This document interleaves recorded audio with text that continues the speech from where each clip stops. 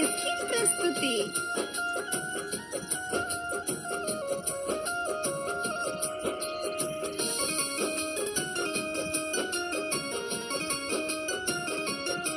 छाने छाने बदले अतहरो मिजाज रजऊ, धोखेबाज रजऊ, उड़नबाज रजऊ।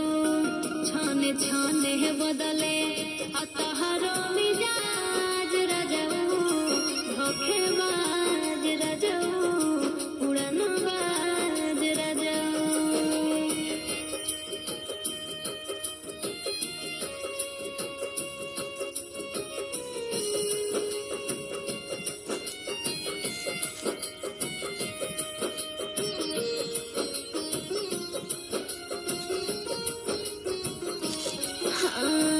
घर भर के जीवा सैया हमरे कपार बा, हमरे कपार बा।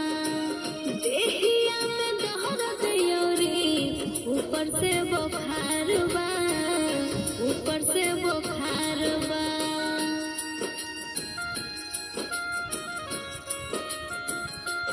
हाँ हाँ घर भर के जीवा सैया हमरे कपार बा, हमरे कपार बा। देहिया में दहरत योरी, ऊपर से बुखार बा, ऊपर से बुखार बा। बात बुझी ना तो हो जाए